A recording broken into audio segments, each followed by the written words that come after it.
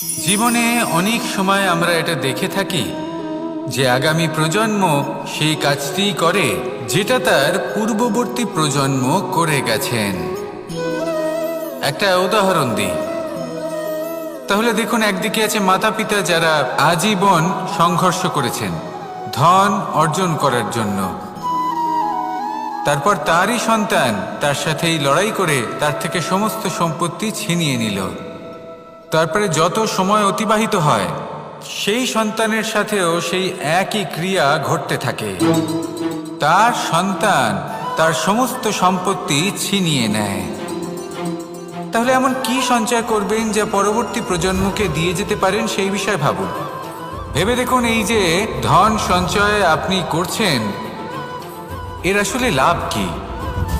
অবশ্যই আবশ্যক, কিন্তু এটাই কি শুধু সবথেকে গুরুত্বপূর্ণ বিষয় যেখানে আপনি জানেন যে আপনি এই সম্পত্তি ভোগ করতে পারবেন না, কারণ এই সমস্ত সম্পত্তি আপনাকে পরবর্তী প্রজন্মের হাতে সঁপে দিতে হবে।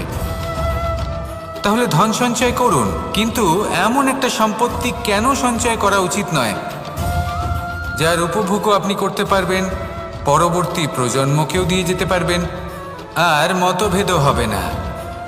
এমন সম্পত্তি আছে, আর এই সম্পত্তি হলো প্রেম। যদি আপনার মনে কোনো কিছু সঞ্চয় করার বাসনা জেগে ওঠে, তাহলে প্রেম সঞ্চয় করুন।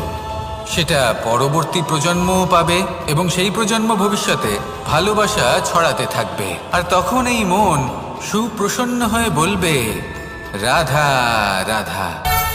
মানুষ ভাবেন যে ধন অর্জন করা হলো অত্যন্ত গুরুত্বপূর্ণ। তিনি আজীবন ধন অর্জন করতে থাকেন, ধন অর্জন করার চেষ্টা করতে থাকেন। সে যাই হয়ে যাক না কেন, পরিশ্রম করতে থাকেন। স্বাস্থ্যের দিকে নজর দেন না, না উচিত সময় খাবার খান, না উচিত সময় ঘুমোতে যান, না পর্যাপ্ত সময় পর্যন্ত ঘুমন, কিছুই না। ধন অর্জন করতেই থাকেন, করতেই থাকেন। আর কিছু সময় পরে যখন তিনি অসংখ্য ধন লাভ করে ফেলেন, তখন তার সাথে ওনার শরীরে অনেক রোগ বাসা বাঁধে। এইসব রোগের উপচার করতে করতে সেই সমস্ত ধন যা উনি অর্জন করেছেন তা তিনি ব্যয় করে ফেলেন। শেষ পর্যন্ত কি হয়? আমরা যেভাবে এসেছি ঠিক সেইভাবেই ফিরে যাই, ধন এখানেই থেকে যায়। দেখুন, একটা অত্যন্ত গুরুত্বপূর্ণ কথা রয়েছে যে আপনার বোঝা উচিত। এই যে ধন, তার ব্যবহার করুন জীবনকে আরো ভালো করে তোলার জন্য। ধনের সদ্ব্যবহার করা উচিত, এমন যেন না হয় এই ধন আপনাকে ভোগ করে ফেলে। এই জীবনকে নিশ্চিত রূপে আরো শ্রেষ্ঠ করে তুলুন, কিন্তু এই ধন অর্জন করার এই প্রক্রিয়াতে নিজের সারা জীবনকে নষ্ট করে ফেলবেন না। এই জীবন উপভোগ করতে শিখুন, আর আমার সাথে ভালোবেসে বলুন, রাধা রাধা। কথায় আছে, অন্ধকারে প্রদীপ প্রজ্বলিত করলে চতুর্দিক আলোকিত হয়। কিন্তু যদি এই প্রদীপ আমি সূর্যের আলোর সম্মুখে সকালবেলায় প্রজ্বলিত করে রেখে দিই, তাহলে কি হবে? আপনি বলবেন যে এটা করে তো কোনো লাভই হলো না।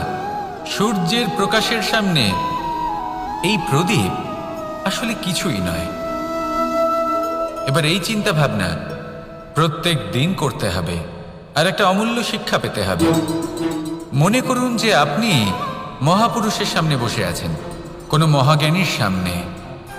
তাহলে সেই ব্যক্তির সামনে নিজের জ্ঞানের প্রদীপ প্রজ্বলিত করবেন না,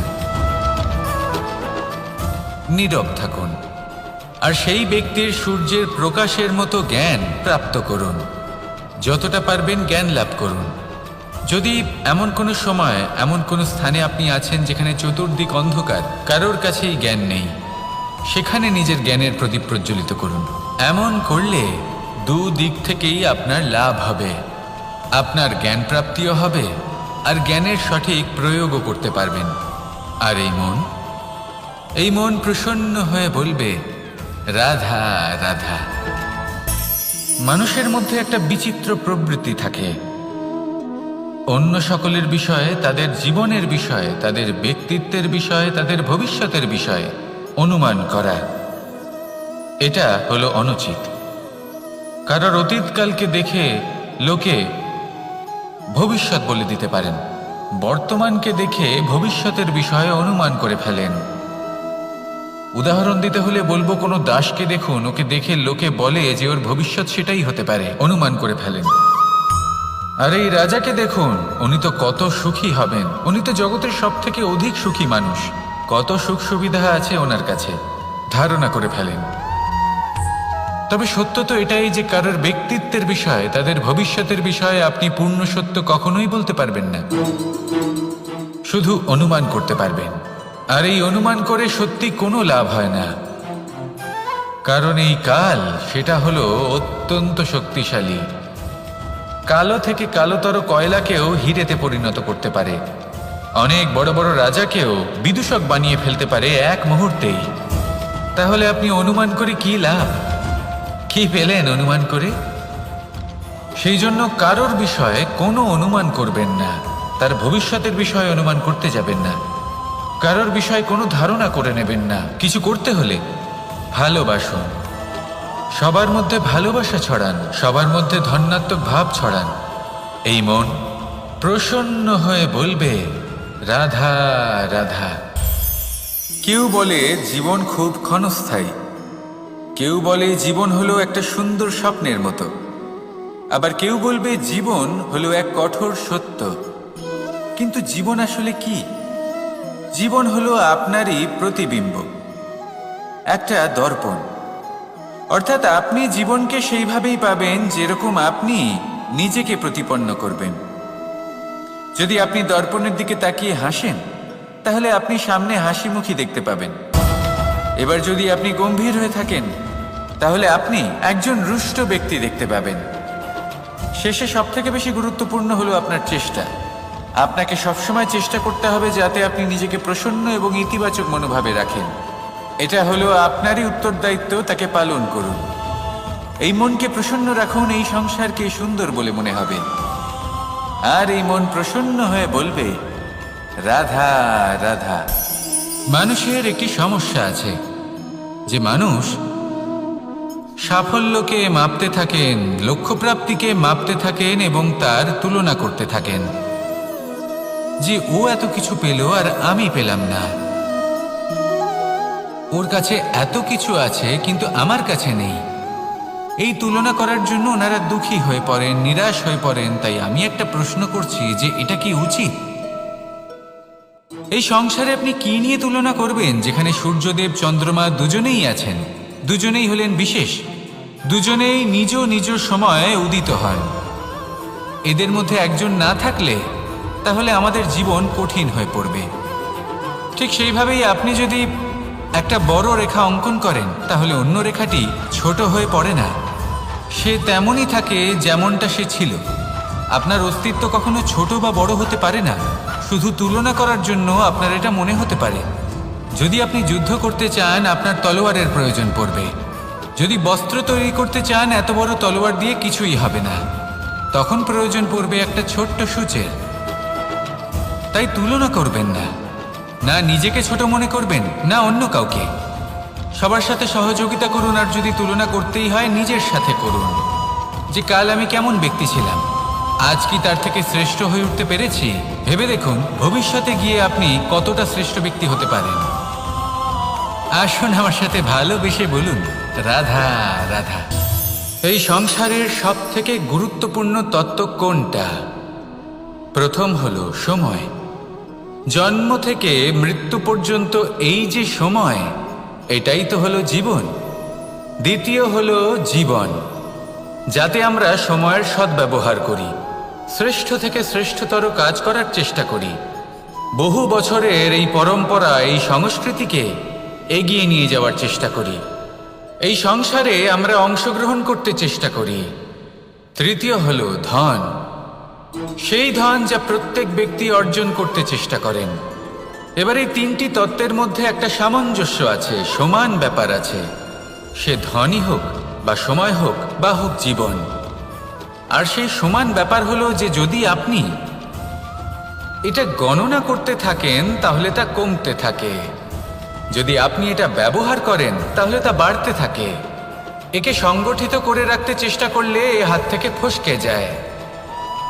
কিন্তু যদি আপনি একে সামলে রাখতে শিখে যান, তাহলে এমন কাজ করবেন যাতে সংসারের সাথে সাথে পরবর্তী প্রজন্ম লাভবান হবে।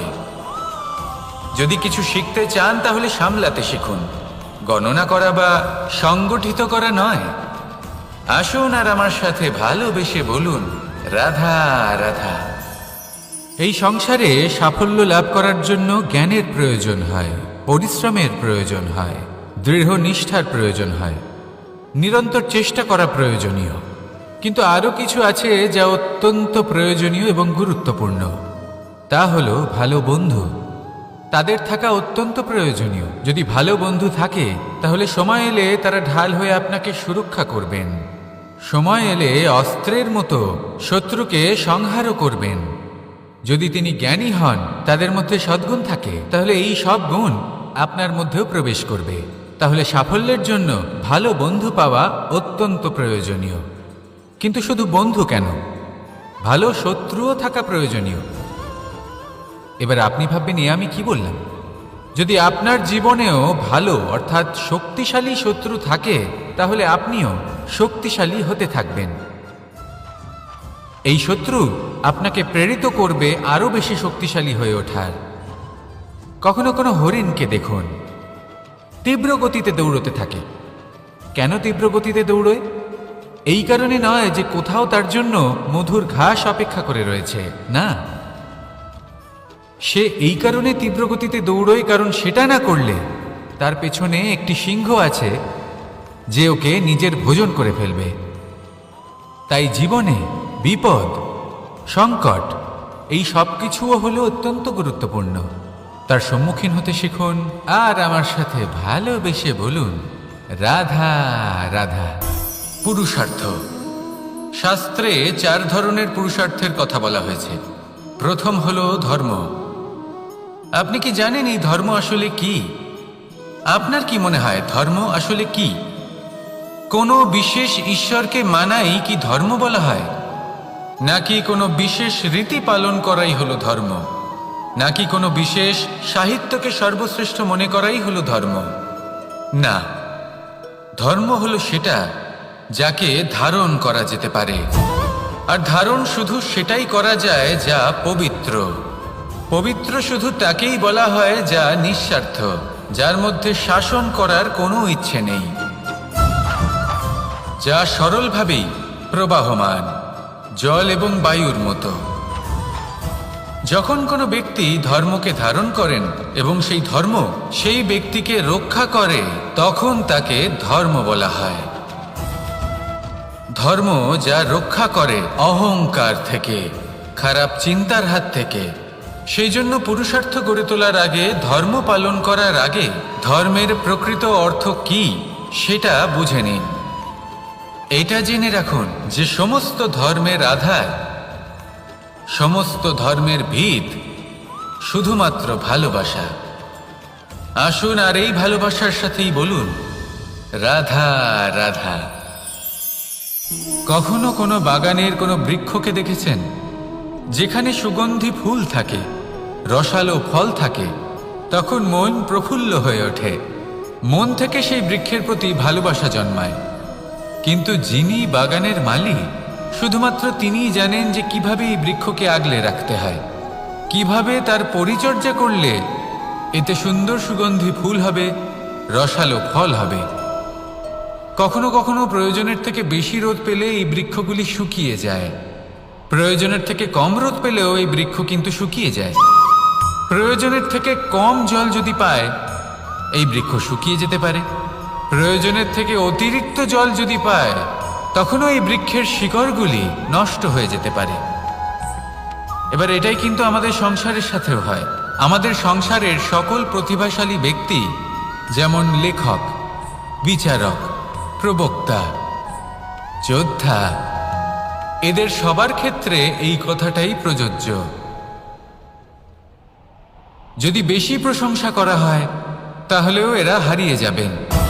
প্রয়োজনের থেকে বেশি যদি নিন্দা করা হয়, তখনও তারা নত হয়ে পড়বেন। তাহলে আপনি এদের রক্ষা করুন এবং নিজেদেরও। মনে রাখবেন একটা কথা, জেনে রাখুন কখন কোন নিন্দায় আপনি লজ্জিত হবেন না, আর কখন কোন প্রশংসার দ্বারা নিজের মধ্যে অহংবোধ জাগ্রত করবেন না। এই মন সুপ্রসন্ন হয়ে বলবে, রাধা রাধা। এই সাগর কত বিশাল আকার, কখনো শান্ত কখনো উত্তাল, কিন্তু এই সাগরকে এত মহান কে করে তুলল? জল। এবার এই জলের যাত্রা দেখুন, সেটা কতটা কঠিন। এই জল সাগরে থাকে, সূর্য ওকে এতটা উত্তপ্ত করে তোলে যে এই জল নিজের অস্তিত্ব হারিয়ে ফেলে এবং বাষ্পে পরিণত হয়ে হাওয়ায় মিলিয়ে যায়। তারপরে আকাশে যায় আর নিজের অস্তিত্ব আবার হারিয়ে ফেলে, মেঘে পরিণত হয়। তারপর এই মেঘ কোথাও গিয়ে কোনো পর্বতে ধাক্কা খায়, তারপর আবার এই জল নিজের অস্তিত্ব হারায়। তারপরে বর্ষার রূপ ধারণ করে তা বর্ষিত হয়, বা কোনো পর্বতের চূড়ায় তার শিখরে বরফের রূপ ধারণ করে। তারপরে এই বর্ষা মাটির দিকে নিজের যাত্রা শুরু করে। এবার মাটিতে ঝরে পড়া এই বর্ষা স্রোতের আকার ধারণ করে এবং আস্তে আস্তে বইতে থাকে। এই নদীর আকার ধারণ করে এবং নদী রূপে বইতে বইতে পাথরে ধাক্কা খায় বা কোনো পর্বতে ধাক্কা খায়, আর তারপর এই নদী এসে সাগরে সমাহিত হয়ে যায়।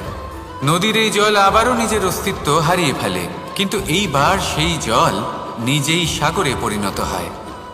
এটা আমাদের সকলের জন্য একটা শিক্ষা যে এই সংসারে জীবন এবং সময়ের হলো এক অনন্ত যাত্রা। এই সংসারে যা কিছু আছে তার সূত্রপাত কোথাও একটা হবেই।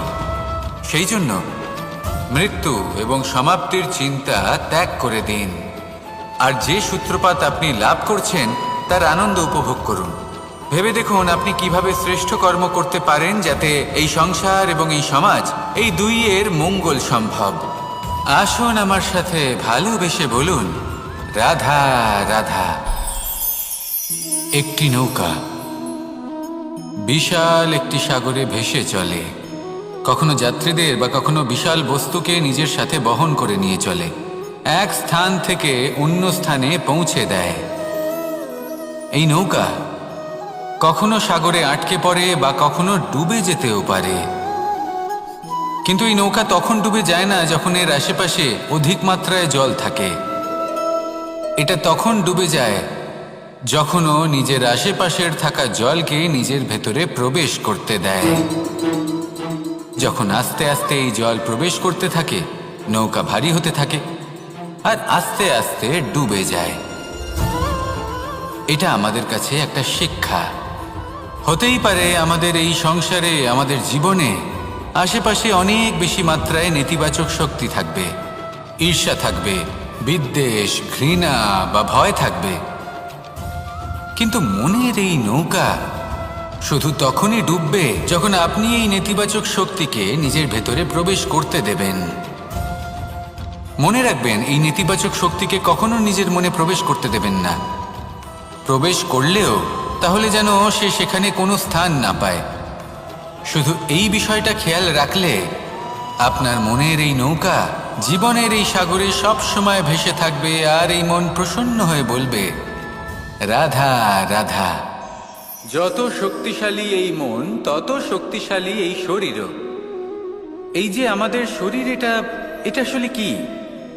এ হলো একটা রথের মতো, আর একটা রথ ততক্ষণ চলতে পারবে না যতক্ষণ না তাকে কোনো সারথি চালাবে। এই মন হলো শরীরের সারথি। এবার ভাবুন, যদি এই সারথি শক্তিহীন হয়, দুর্বল হয়, তাহলে এই রথের কি হবে? এটা উচিত পথে চলতে পারবে না, উচিত গতিতে চলতে পারবে না, মন মতো স্থানে এটা পৌঁছতেও পারবে না। সেই জন্য মনের শক্তি অত্যন্ত প্রয়োজনীয়। এবার মনের শক্তি আমরা কোথা থেকে লাভ করি? দৃঢ়তার শক্তি থেকে। এবার এই শক্তি আমরা কিভাবে বাড়াতে পারি? আমরা প্রতিদিন কিছু নতুন স্থির করি, কিছু ছোট কিছু বড়, আর যেই আমরা নতুন কিছু পূর্ণ করি আমাদের মনের শক্তি বেড়ে যায়। আর যদি পূর্ণ না করতে পারি, মনের শক্তি কমে যায়। একটা দেওয়ালের মতো ছোট ছোট ছোট ছোট শিলা আমরা একটার পর একটা স্থাপন করে একটা দেওয়াল তৈরি করি। এতগুলো পাথর যখন একত্রিত হয়ে যায় তখন এমন এক দেওয়াল তৈরি হয় যাকে ভাঙা প্রায় অসম্ভব হয়ে দাঁড়ায়। সেরকমই হয় মন এবং দৃঢ়তা। ছোট ছোট কাজ করে নিজের লক্ষ্য পূর্ণ করুন। এই লক্ষ্য যদি পূর্ণ হয় তবে মনের শক্তি বাড়বে।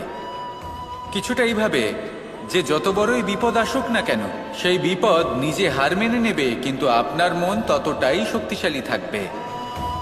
তাই মনের শক্তি বাড়াতে থাকুন, যাতে আপনি উচিত পথে চলতে পারেন, উচিত গতিতে চলেন আর মনোবাঞ্ছিত স্থানে পৌঁছতে পারেন। তবেই এই মন প্রসন্ন হয়ে বলবে, রাধা রাধা। উমা, এই কি?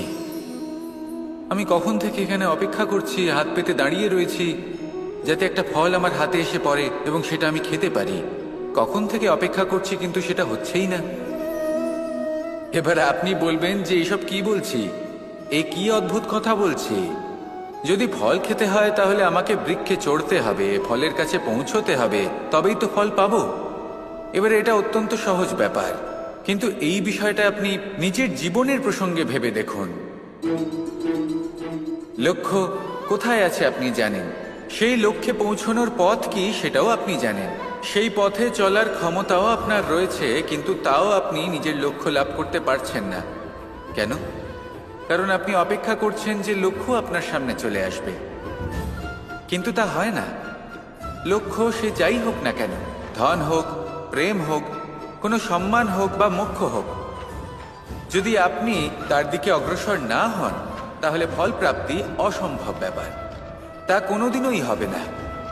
সেই জন্য আপনার চোখের সামনে আপনি যদি নিজের লক্ষ্যকে দেখতে পান তাহলে উঠুন এবং সেই দিকে অগ্রসর হতে শুরু করুন। নিজের অন্তরের সকল অশুভ গুণ দূর করুন, অলসতা ত্যাগ করুন, অজ্ঞানতা ত্যাগ করে দিন এবং চলতে থাকুন।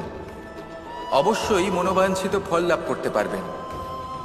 মনে রাখবেন, চলতে থাকলে তবেই লক্ষ্য প্রাপ্তি হবে। অপেক্ষার দ্বারা শুধুমাত্র মৃত্যু লাভ হবে। আসুন আমার সাথে ভালোবেসে বলুন, রাধা রাধা। প্রত্যেক প্রাণী ভালোভাবে জীবন যাপন করতে চান, এটা তাদের স্বভাবে আছে এবং ভাবাটা অনুচিত নয়। কিন্তু একটা ভালো জীবনের গুরুত্বপূর্ণ অংশ কোনটা?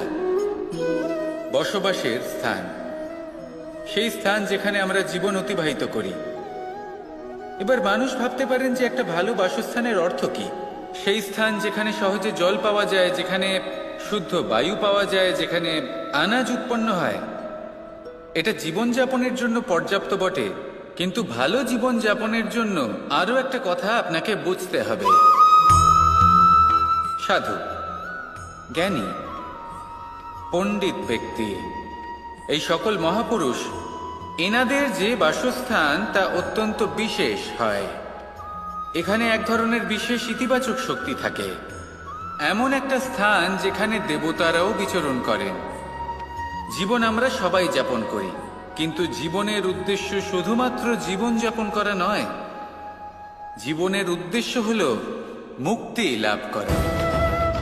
আর এই সকল সাধু, জ্ঞানী, পণ্ডিত ব্যক্তি, এই সকল মহাপুরুষ আপনাকে মুক্তির পথে নিয়ে যেতে পারেন। কারণ এরা হলেন সেই মহাপুরুষ যারা নিজেদের অন্তরের বিকার, অহংকার, ক্রোধ, বিদ্বেষ, এই সকল দোষগুলিকে ত্যাগ করেছেন, এদের উপর বিজয় লাভ করেছেন। এমনই একজন ব্যক্তি আপনাকে মুক্তির পথে নিয়ে যেতে পারে। প্রয়োজন হলো শুধুই এনাদের চিনতে পারা, এদের কথা বুঝতে পারা এবং এদের দেখানো পথে চলা। যদি আপনি এটা করতে পারেন তাহলে এই মন প্রফুল্ল হয়ে বলবে, রাধা রাধা। কখনো কোনো বাগানের কোনো বৃক্ষকে দেখেছেন যেখানে সুগন্ধি ফুল থাকে, রসালো ফল থাকে? তখন মন প্রফুল্ল হয়ে ওঠে, মন থেকে সেই বৃক্ষের প্রতি ভালোবাসা জন্মায়। কিন্তু যিনি বাগানের মালিক, শুধুমাত্র তিনিই জানেন যে কিভাবে এই বৃক্ষকে আগলে রাখতে হয়, কিভাবে তার পরিচর্যা করলে এতে সুন্দর সুগন্ধি ফুল হবে, রসালো ফল হবে। কখনো কখনো প্রয়োজনের থেকে বেশি রোদ পেলে এই বৃক্ষগুলি শুকিয়ে যায়, প্রয়োজনের থেকে কম রোদ পেলেও এই বৃক্ষ কিন্তু শুকিয়ে যায়। প্রয়োজনের থেকে কম জল যদি পায় এই বৃক্ষ শুকিয়ে যেতে পারে, প্রয়োজনের থেকে অতিরিক্ত জল যদি পায় তখনও এই বৃক্ষের শিকড়গুলি নষ্ট হয়ে যেতে পারে। এবার এটাই কিন্তু আমাদের সংসারের সাথেও হয়। আমাদের সংসারের সকল প্রতিভাশালী ব্যক্তি, যেমন লেখক, বিচারক, প্রবক্তা, যোদ্ধা, এদের সবার ক্ষেত্রে এই কথাটাই প্রযোজ্য। যদি বেশি প্রশংসা করা হয় তাহলেও এরা হারিয়ে যাবেন। প্রয়োজনের থেকে বেশি যদি নিন্দা করা হয় তখনও তারা নত হয়ে পড়বেন। তাহলে আপনি এদের রক্ষা করুন এবং নিজেদেরও। মনে রাখবেন একটা কথা, জেনে রাখুন কখন কোন নিন্দায় আপনি লজ্জিত হবেন না, আর কখন কোন প্রশংসার দ্বারা নিজের মধ্যে অহংবোধ জাগ্রত করবেন না। এই মন সুপ্রসন্ন হয়ে বলবে, রাধা রাধা। জল, এ হলো জীবনের রাধার পঞ্চতত্ত্বের মধ্যে একটি, আর অত্যন্ত বিশেষ। এর থেকে অনেক বড় শিক্ষা পাওয়া যায়। এই জল গন্তব্যের বিষয়ে এর স্পষ্ট ধারণা আছে। ও জানে ওর লক্ষ্য কি, আর প্রয়াস করে ততদূর সে পৌঁছেও যায়। এটি পর্বত থেকে বয়ে নিচে নেমে আসে, নদীর সাথে সমাহিত হয়ে তার সাথে বয়ে চলে, চিরসবুজ বনানী গড়ে তোলে, প্রাণীদের তৃষ্ণা নিবারণ করে, সামনে এগিয়ে চলে, মানুষের সাথে মিলিত হয়। যারা একে বাঁধের মধ্যে বেঁধে রাখতে চেষ্টা করে সে বন্দি দশাতেও থেকে যায়, মানুষের কল্যাণ করে। তারপর বাঁধ থেকে মুক্তি পেয়ে এগিয়ে চলে, কোথাও ধাক্কা খায়, কোথাও বাধা পড়ে, কোথাও যদি পথ খুঁজে না পায় তাহলে পথ খুঁজেই নেয়, আর যেখানে পথ থাকে না সেখানে পথ বানিয়ে নেয়, আর শেষ পর্যন্ত নিজের লক্ষ্যে পৌঁছেই যায়, অর্থাৎ সমুদ্রে গিয়ে সমাহিত হয়ে যায়। আমাদেরও কিছুটা এরকমই হয়ে উঠতে হবে। যেখানেই যাবেন সকলের কল্যাণ করুন, সামনে এগোন। আপনি কোথাও পড়ে গেলে, ধাক্কা খেলে আঘাত লাগবেই, উত্থান পতন লেগেই থাকে। সামনে এগোতে থাকুন। কোথাও পথ না পেলে তা খুঁজে নিন, কোথাও পথ না থাকলে তা বানিয়ে নিন। নিজের গন্তব্যের কথা সব সময় মনে রাখুন। শেষ পর্যন্ত নিজের মোক্ষ লাভ আপনি অবশ্যই করবেন। আর আমার সাথে ভালোবেসে বলুন, রাধা রাধা। জীবনের প্রত্যেক মুহূর্ত আমাদের কিছু না কিছু শিক্ষা দেয়, নির্ভর করছে আমাদের দৃষ্টিভঙ্গির ওপর। যেমন নদী হলো আমার অত্যন্ত প্রিয়, নদীতে ভ্রমণ করতে আমার খুব ভালো লাগে। কি বলেন? নদীতে সবসময় নতুন কিছু থাকে, ও পুরনো কিছুই নিয়ে বসে থাকে না, সব সময় প্রবাহমান, কখনো থামে না। ততক্ষণ থামে না যতক্ষণ না সাগরে গিয়ে সমাহিত হচ্ছে। ঠিক এইভাবেই আমাদেরও উচিত নিজের জীবন অতিবাহিত করা, নদীর মতো। প্রত্যেক মুহূর্ত নতুন, তাই সেইভাবেই জীবন যাপন করুন। পুরনো কিছুই একত্রিত করে রাখবেন না, বিগত স্মৃতির মাঝে নিজেকে হারিয়ে ফেলবেন না। এই যে বর্তমান, এই যে মুহূর্ত, সেটাই হলো সর্বশ্রেষ্ঠ। এর মাঝেই জীবন যাপন করুন, নদীর মতো প্রবাহমান হতে শিখুন। আপনি শিখে গেলে তাহলে মনে রাখবেন, আমার আপনার মাঝে বিচরণ করতে বড়ই ভালো লাগবে। যে ব্যক্তি আনন্দের সাথে জীবনের প্রত্যেকটা মুহূর্ত অতিবাহিত করে কোনো চিন্তা ছাড়াই, প্রবাহমান হয়, কখনোই থামে না, যতক্ষণ না মুক্তি লাভ করছেন, এমন ব্যক্তির মধ্যেই রাধাকৃষ্ণ বসবাস করেন। তাহলে আসুন আমার সাথে ভালোবেসে বলুন, রাধা রাধা। সূর্যের প্রকাশ, অন্ধকারকে দূর করে দেওয়া সেই মহানায়ক। এই সূর্যের প্রকাশ যখন পৃথিবীতে এসে পৌঁছয় কি হয়? এই পৃথিবী জেগে ওঠে, প্রত্যেক প্রাণী জেগে ওঠে, মানুষ জেগে ওঠে, নিজের কর্ম করেন, জীবন যাপন করেন। এই ঘুমের মৃতপ্রায় স্থিতি কাটিয়ে উঠে জীবন যাপন করতে শেখেন। এটাই হলো প্রভাব সূর্যের প্রকাশের। এবার এই প্রকাশ যে সূর্যের থেকে পাই, তিনি কি করেন? তিনি নিজেকে জ্বালান আমাদের জীবন প্রদান করার জন্য। প্রত্যেকটা মুহূর্ত তিনি তাপ সহ্য করেন, আমরা যাতে সেই প্রকাশ লাভ করি। এটাই হলো জীবনের সারমর্ম। যদি আপনিও এই সংসারে প্রকাশ ছড়িয়ে দিতে চান, তাহলে আপনাকেও তপ্ত হতে হবে, নিজে জ্বলতে হবে, সেই কর্ম করতে হবে যেটা কঠিন হতে পারে কিন্তু আসলে শ্রেষ্ঠ। তবেই এই সংসারের সেবা করতে পারবেন, সংসারকে পথ দেখাতে পারবেন।